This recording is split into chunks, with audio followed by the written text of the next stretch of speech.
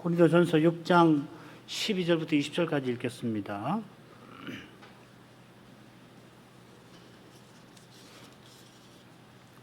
(6장 12절부터입니다) 모든 것이 내게 가하나 다 유익한 것이 아니요 모든 것이 내게 가하나 내가 아무에게든지 제재를 받지 아니하리라. 식물은 배를 위하고 배는 식물을 위하나 하나님이 이것저것 다 배하시리라.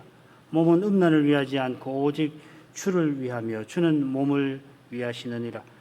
하나님이 주를 다시 살리셨고 또한 그의 권능으로 우리를 다시 살리시리라. 너희 몸이 그리스도의 지체인 줄을 알지 못하느냐?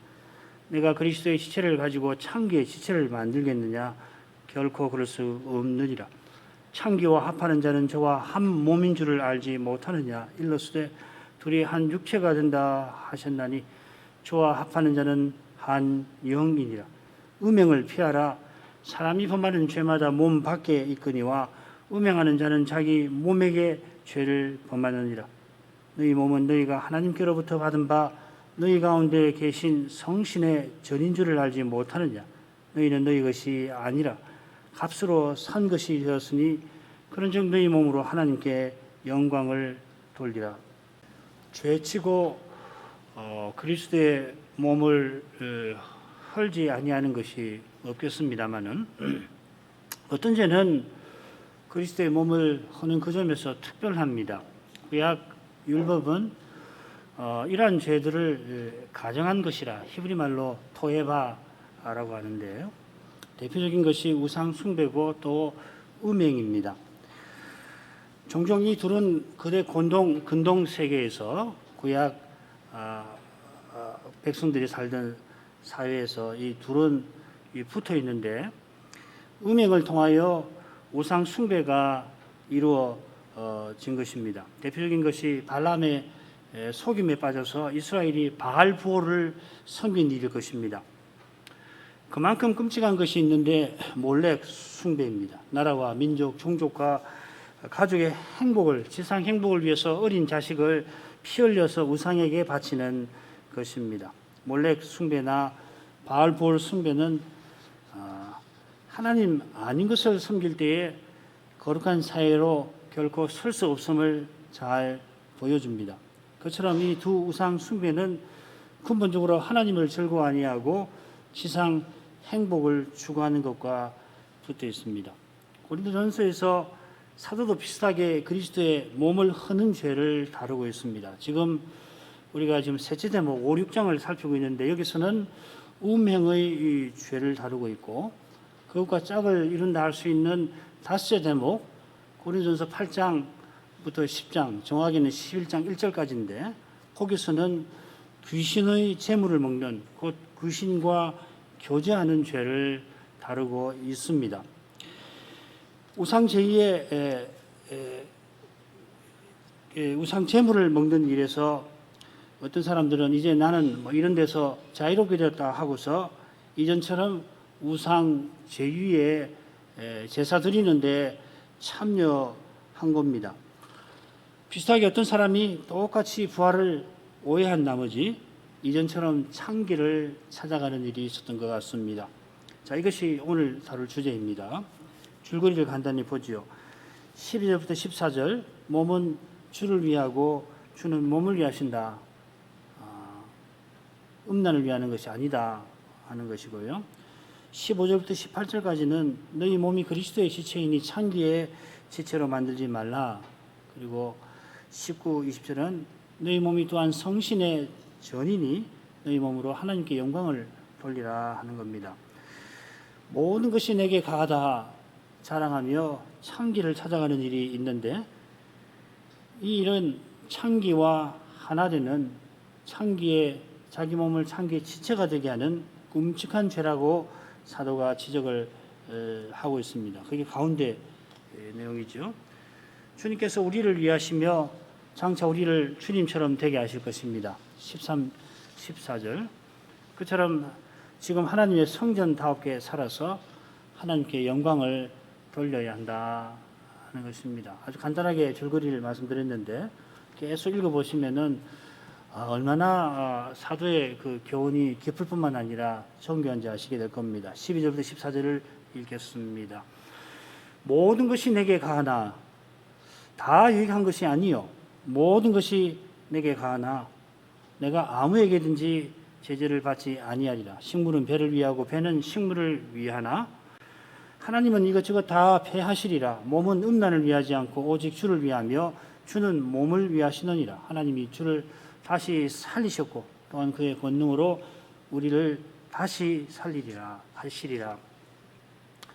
14절 이 부분 끝에 사도가 육신의 부활을 언급하는데 읽으실 때 좀 느닷없다 그런 느낌이 드시는지 모르겠습니다. 이 육신의 부활을 언급하는 것은 이 단락 처음에 그리고 13절에도 그렇습니다만은 모든 것이 내게 가하다 하는 이 말과 붙어 있습니다. 이 모든 것이 내게 가하다 하는 이 표현이 역시 5절 고린도전서 10장에 한 번 더 나옵니다. 거기서 두 번 거듭해서 내 모든 것이 내게 가하나 모든 것이 내게 가하다 두 번 언급이 되어 있습니다. 이 가하다 하는 말은 무슨 뜻이냐면 율법에 비추어 옳다 하는 것입니다. 세례 요한이 헤롯 안디바스에게 어떻게 동생의 아내를 취하느냐 옳지 않다 그렇게 책망을 할 때 쓴 말입니다. 모든 것이 내게 가하다 말할 수 있을 때가 있을 거예요. 그건 우리가 장차 그리스도와 같아질 그때입니다. 그때는 모든 것이 우리 행하는 모든 것이 다 옳을 겁니다. 지금은 믿음으로 행하게 될 때에 우리가 율법을 이루어서 옳다함을 얻겠습니다마는 우리가 늘 믿음으로 행치를 아니합니다. 또 믿음으로 선한 일을 행했다 하더라도 우리가 이 세상에 행한 최고의 행위라도 모두 불완전하며 죄로 오염되어 있습니다. 그런데 지금 고린도 사람들이 모든 것이 내게 가하다 주장합니다. 내가 뭘 하든지 간에 율법에 비추어 옳다 주장하는 겁니다. 이들이 이런 이상한 말을 하는 이유가 부활을 오해한 데 있습니다. 자, 그런 점에 비춰보면은 14절이 느닷없는 말이 아니지요. 꼭 필요한 말씀, 지금 이들에게 꼭 깨우쳐야 할 말씀입니다. 그처럼 모든 것이 가하다 한 것은 사도의 말이 아니라 부활을 오해한 고린도 사람의 이 말로 보입니다. 고린도 사람들의 오해와 달리 다 역시 모든 것이란 말입니다. 모든 것이 유익한 건 아닙니다. 사도가 말하는 유익은 구원에 이로운 것을 가리킵니다. 사도행전 20장 20절이 대표적이죠. 모든 무릇 유익한 것은 내가 다 전했다 하였습니다. 같은 표현이 이 고린도전서 10장에 나온다고 했는데 그 유익한 것과 무엇이 나란히 나오는지 한번 보십시다. 고린도전서 10장 23절입니다. 모든 것이 가하나 모든 것이 유익한 것이 아니요 모든 것이 가하나 모든 것이 덕을 세우는 것이 아니니. 이 덕 세운다 하는 말은 여러 번 말씀드립니다만은 교회 세운다고 그렇게 새겨 읽으시기를 바랍니다. 흔히 이 건덕이라 영어를 번역한 건데 edify라고 이 번역을 흔히 하는데 사도가 말하려는 것은 그저 도덕적 품성의 함량 정도가 아니라 교회 세우는 태도와 삶을 가리킵니다. 달리 표현하면 기독교 윤리는 개인 윤리가 아니라 그리스도 윤리입니다.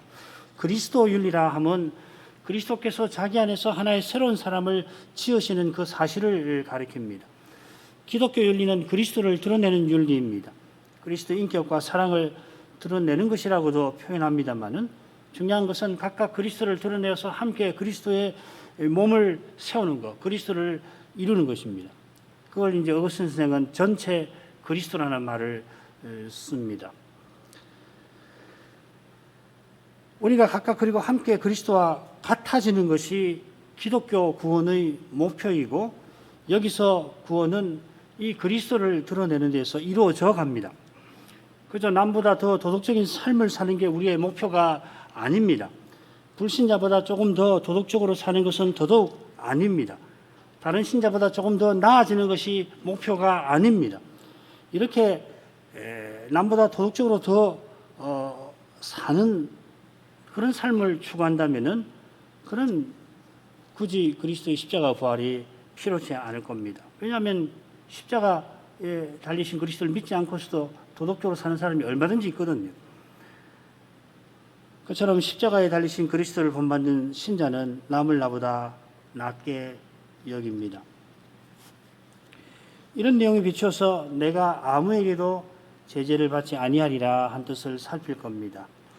여기 사도가 말하는 이 제재라는 표현은 세상 임금의 통치를 가리키는 표현입니다. 누가복음 22장 주님께서 집권자라 하실 때 바로 그 말입니다.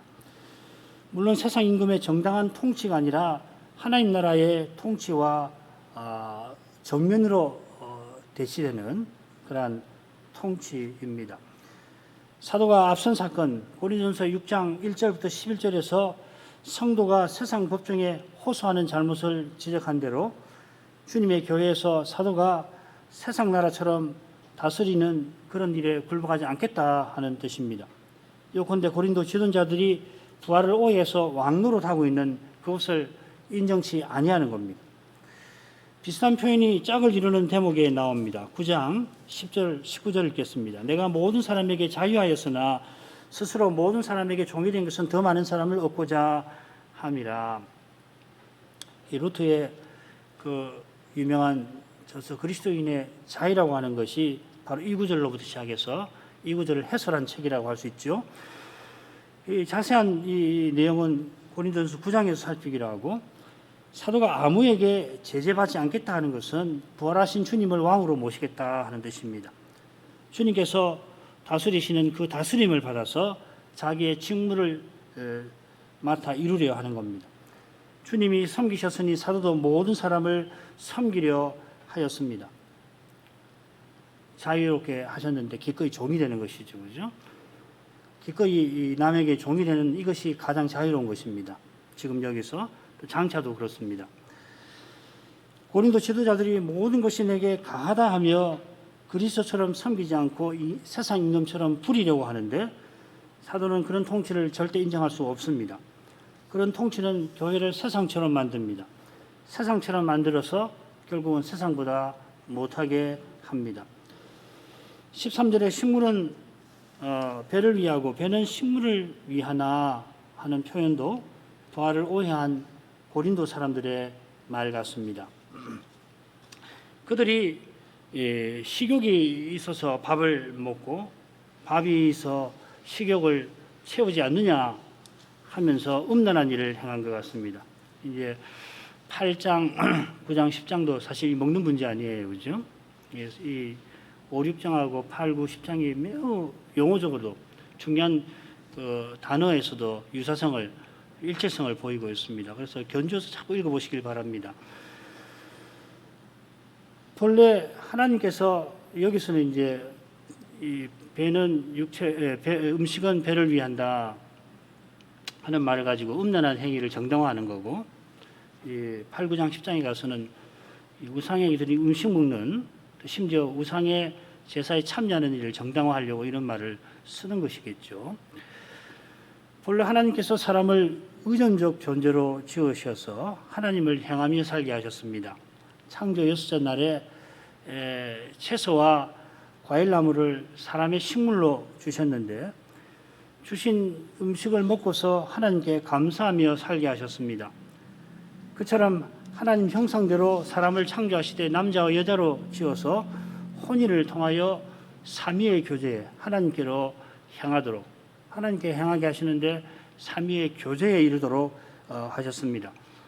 식물이나 배나 하나님 없이 서로를 위하여 있게 하신 것 아니라 하나님을 향하도록 서로 있게 하셨습니다. 우리에게 주신 욕구들, 그런 욕구들은 하나님을 향하여 살라고 하나님을 갈구하도록 하신 거거든요. 예를 들면 수면욕이 참 중요한데, 하나님을 안에서 안식하라고 수면욕을 주신 거거든요.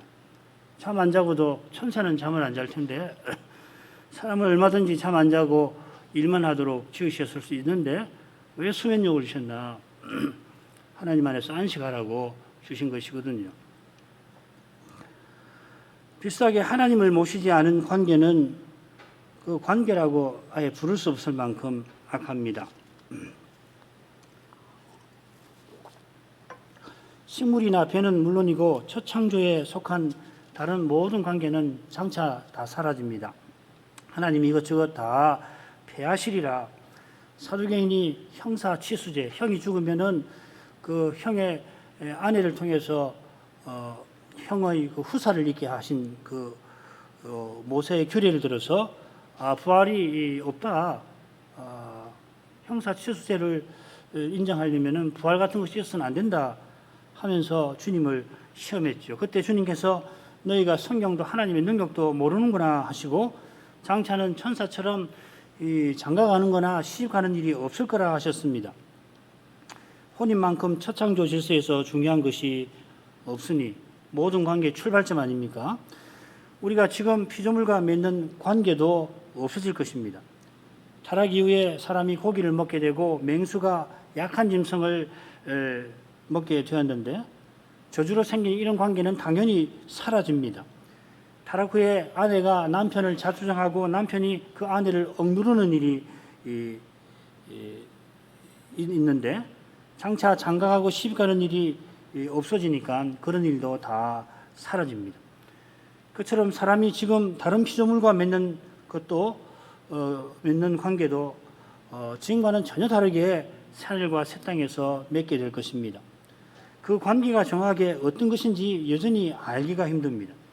지금 피조물과 가령 애완동물을 많이 키우고 있는데 지금 애완동물과 맺는 가장 좋은 관계가 있을 텐데 그보다도 비할 수 없이 좋은 관계가 장차 우리에게 있을 것입니다.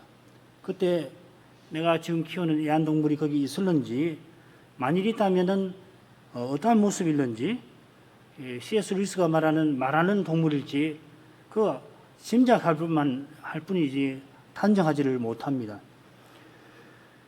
그렇다면은 무엇보다 우리가 그리스도와 같아지는 것은 얼마나 놀라운 일인가 짐작하지만은 가히 헤아릴 수가 없습니다. 고린도 사람들이 식물은 배를 위하고 배는 식물을 위한다 하지만은 실은 그 몸이 음란을 위하고 있다는 것을 사도가 지적합니다. 어떠한 음란인지 둘째 부분에서 곧 살피겠습니다만은 무릇 음란을 위하여 우리 몸이 있는 게 아닙니다. 몸은 주를 위하여 있습니다. 여기 몸이라고 하는 것은 단지 우리 몸뚱아리가 아닙니다. 주님께서 음욕을 품으면은 곧 간음이라 하신 것처럼 음욕 없이 음란한 관계와 행위를 말할 수가 없습니다. 음욕이라는 건 욕구도 되지만은 그 마음의 타락한 마음의 상태 아니에요. 그냥 신체적 활동만 아니라 이 말이죠. 어스틴의 그 신의 도성을 보면은 야만인에게 짓밟혀서 정절을 잃어가지고서 목숨을 끊은 기독교 처녀에 관한 문제가 나옵니다. 교부는 그렇다고 목숨을 끊을 죄가 결코 아님을 분명히 밝힙니다. 비슷하게 약물을 먹여서 환각 상태에서 이런 일을 행하게 하는 경우도 있을 것입니다. 이런 말씀을 드리는 것은 여기 이 몸이라고 하는 표현이 겉으로 드러난 전인을 가리킨다 하는 것입니다.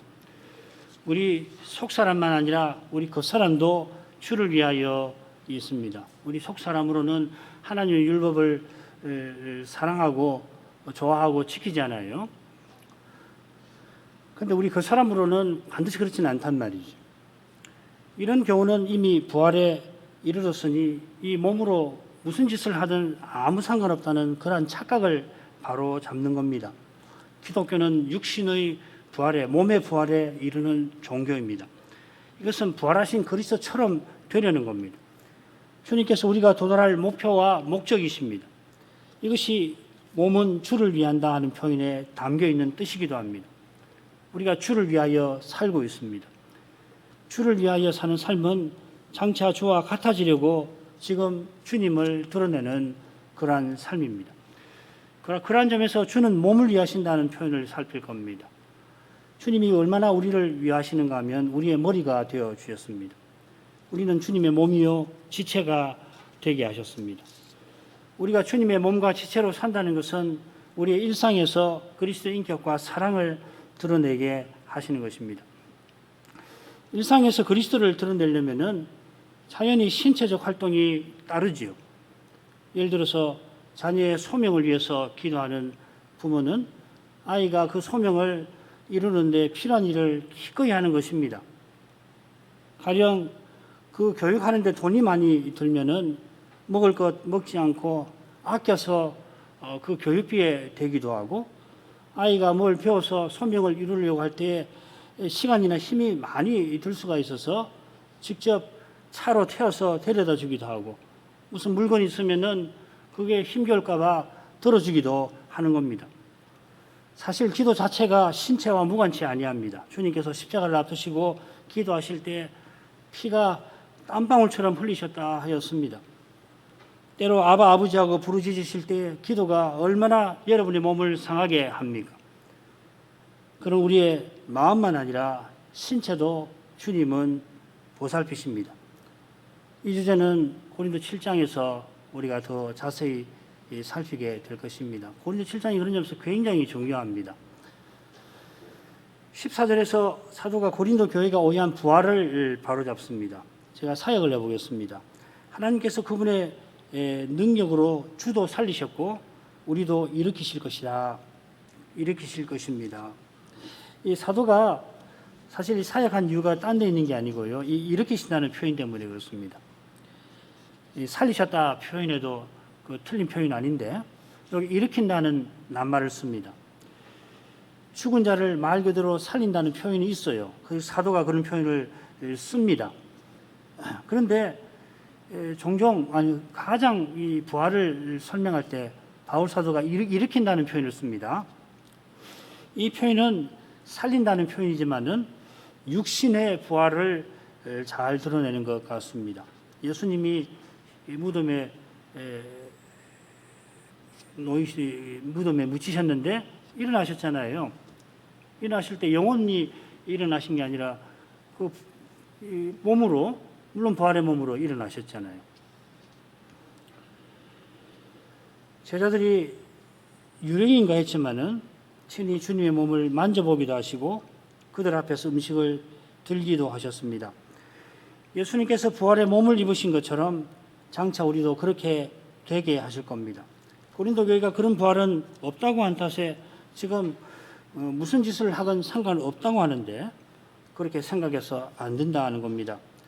장차 그리스도를 온전히 드러낼 몸을 받을 것이니, 성신적인 몸을 받을 것이니 지금 이 몸으로도, 왜냐하면 성신이 우리 안에 계심으로 그리스도를 드러내려 할 것입니다.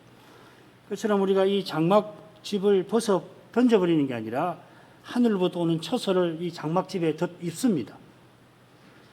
그런즉 우리는 몸으로 있든지 떠나든지 주를 기쁘게 하는 자가 되기를 힘쓰노라. 두 번째 부분으로 가겠습니다. 15절부터 18절입니다. 너희 몸이 그리스도의 지체인 줄을 알지 못하느냐?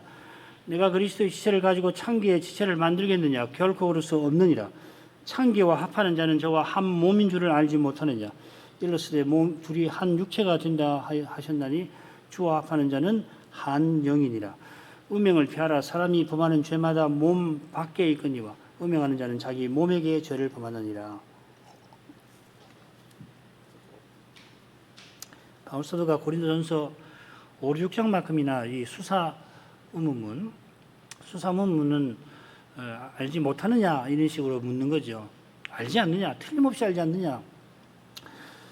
이 5, 6장만큼 수사 의문문을 많이 쓴 단락이 있는지 모르겠습니다. 제가 쏙 그 바울 서신을 쭉 살폈지만은 이만큼 쓴 데는 없는 것 같아요. 로마서 어떤 일부가 좀 있고 갈라디아서에도 좀 있고, 그런데 이 부분보다 많은 부분이 없는 것 같아요. 그만큼 아니지만 짝을 이루는 그 고린도전서 8장부터 10장, 9장, 10장에 또 꽤 나옵니다. 다섯째 대목만큼 수사 의문문이 많이 나오는 단락도 바울 서신을 통틀어 거의 없을 겁니다. 로마서 일부 정도일 겁니다. 특히 알지 못하느냐 하는 표현은 바울 서신 전체에 13번 나오는데 고린도전서에만 10번 나오고요. 한 번을 빼고는 전부 이 셋째, 다섯째 대목에 나옵니다. 이 알지 못하느냐 하는 이것만 놓고 보더라도 그렇습니다. 이런 통계를 말씀드리는 것은 지금 사도의 심정이 어떠한가, 고린도 교회의 형편이 어떠한가를 짐작해보자 하는 것입니다. 이들이 그리스도의 교회라면 마땅히 알아야 하는데도 전혀 알지 못하는 그러한 상태에 있는 겁니다. 실은 스스로 잘 알고 있다고 자랑한 탓에 전혀 알지 못하는 것보다도 못한 상태에 있습니다. 어떤 사람들이 창기를 찾아가고 있습니다. 부활에 이르렀다고 자랑하는데 지혜를 깨달았다 하는데 실상은 실로 부끄러운 처지입니다. 문제는 얼마나 부끄러운지를 모른다 하는 것입니다. 오히려 자랑스럽다 하는 겁니다. 이 얼마나 부끄러운 일입니까? 사도의 심정을 헤아리면서 살펴나가죠. 너희 몸이 그리스도의 지체인 것을 이 교회가 틀림없이 알고 있어야 합니다. 너희 몸이 그리스도의 지체라는 말은 너희가 그리스도의 지체라 하는 뜻입니다마는 이 몸이라고 굳이 표현을 쓴 것은 지금 다루는 죄의 독특성과 붙어 있습니다. 우리가 그리스도의 지체인 이것이 사도의 교훈에서 근본적인 것입니다. 우리가 그리스도를 고백한다는 것은 우리를 위하시는 그리스도이심을 고백하는 겁니다. 그리스도께서 우리 없이 계시지 않고 우리 없이 사시지 않고 우리 없이 행하시지 않음을 고백하는 겁니다. 이것은 우리가 그리스도의 몸으로 있고 그분의 생명을 받아 살아내고 그래서 그리스도로 행하는 것을 가리킵니다. 참된 믿음은 그리스도께서 자기 안에서 하나의 새로운 사람을 지으신다고 고백하는 겁니다. 이 새로운 하나의 사람, 곧 그리스도도 친히 거기 속해 주시는 이 교회를 떠나서 개인의 구원을 말해서 안 된다 하는 겁니다. 그러나 이런 구원론이 이 기독교 교회에 얼마나 널리 퍼져 있습니까? 더욱이 개인주의가 팽배한 이 시대이니 이런 현상이 교회에 얼마나 심하겠습니까? 우리를 위하시는 그리스도를 고작 나만을 위한 들러리로 격하기가 얼마나 쉽습니까?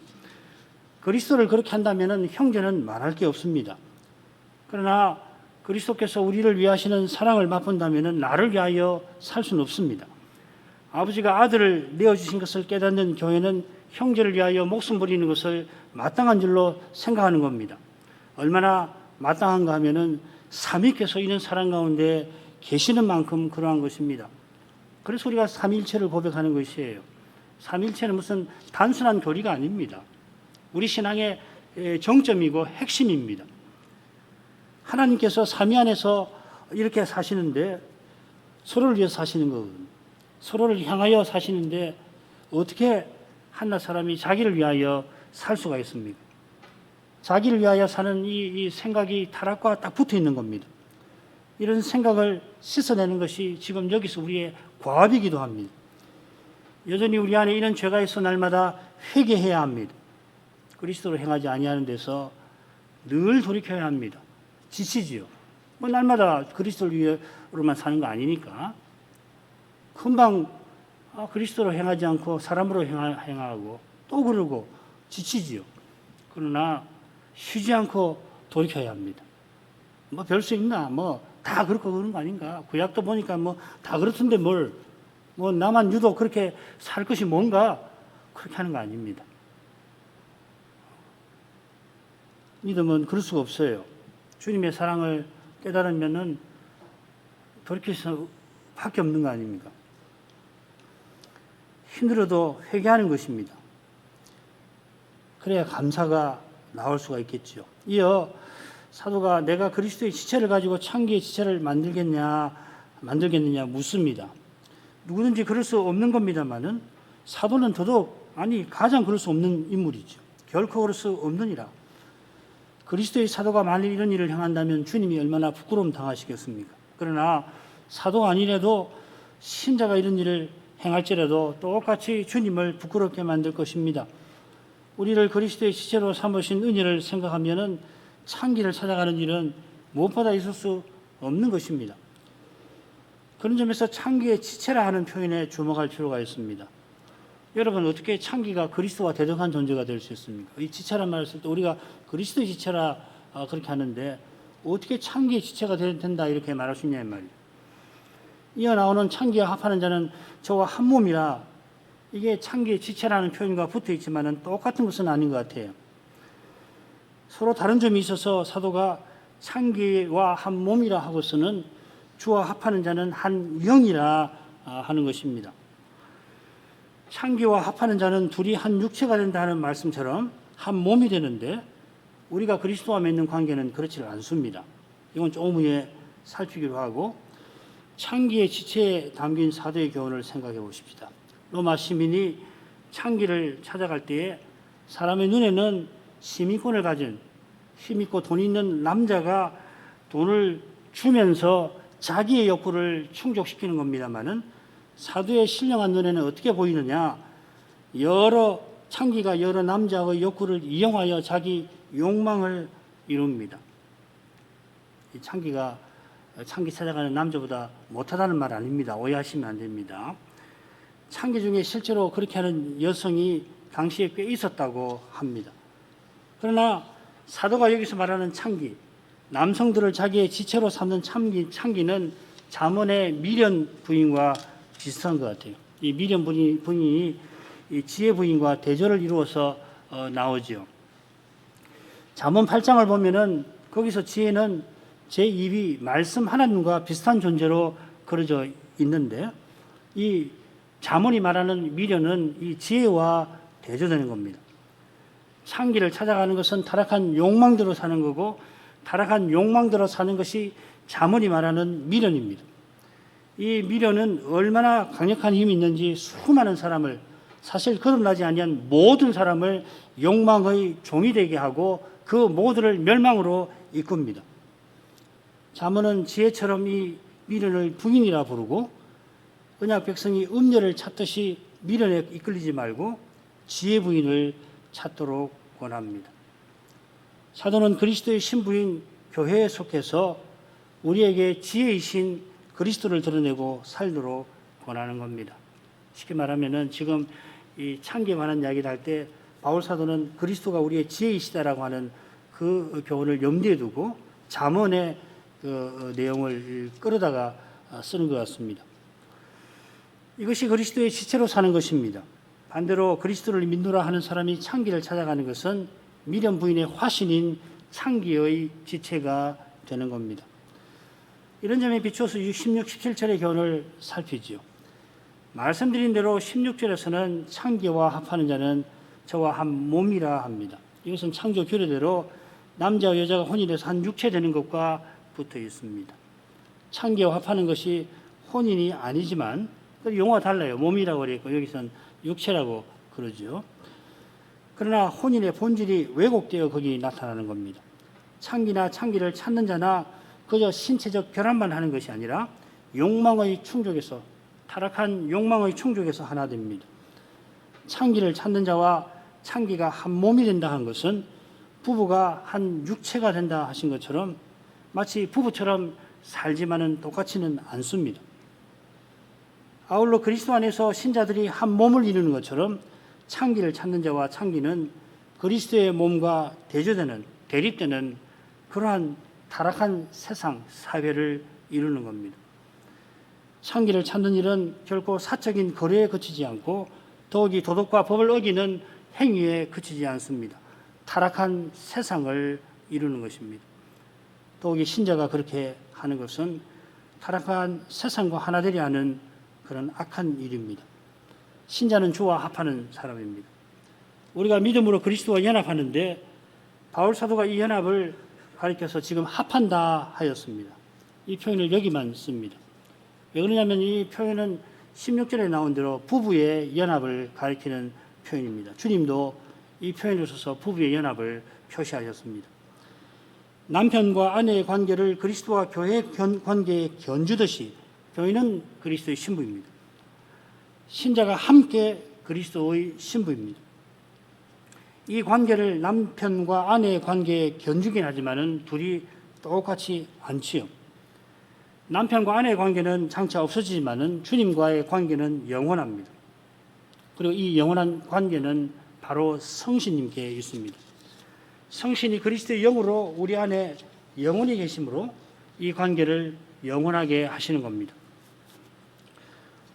그런 점에서 한 영이라 하는 표현에 주목할 것입니다. 마찬가지로 성경 어디서도 우리가 주님과 한 몸을 이룬다 하지 않습니다. 우리가 그리스도 안에서 한 몸이 되고 한 성신으로 세례받아 우리가 한 몸이 되었다 합니다. 우리는 함께 그리스도의 몸입니다. 주님은 이런 우리에게 머리가 되어 주셔서 우리가 주님의 몸이 되게 하신 것입니다. 이런 점에서 그리스도께서 우리와 함께 하나의 한 사람에 속해 주십니다. 이 한 사람은 성신으로 하나입니다. 주님께서 부활의 몸, 곧 성신적인 몸을 이미 입으셨고 우리는 장차 입을 것입니다. 이 연합은 철저히 성신을 통한 것입니다. 이게 이제 왜 중요하냐면은 아버지와 아들의 관계도 이 성신으로 연합되어 계시고 관계를 가지시거든요. 서로 이 성신 안에서 아버지의 아들, 아들의 아버지로 계시는 것이거든요. 그런 점에서 주와 합하는 자는 한 영이라 한 줄 압니다. 사도가 이 부분에서 전하려고 하는 깊은 뜻을 다 헤아리지는 못합니다만은 음행을 피하라 하는 명령에서 사도의 분명한 의중이 드러납니다. 지금 고린도 교인들이 창기를 찾아가는 일은 반드시 피해야 할 죄입니다. 이 피하라고 하는 표현이 다섯 대목에 또 한 번 나옵니다. 우상을 피하라. 그리스도의 몸과 지체로 서나가려면 반드시 우상을 피해야 하는데 그만큼 음행을 피해야 합니다.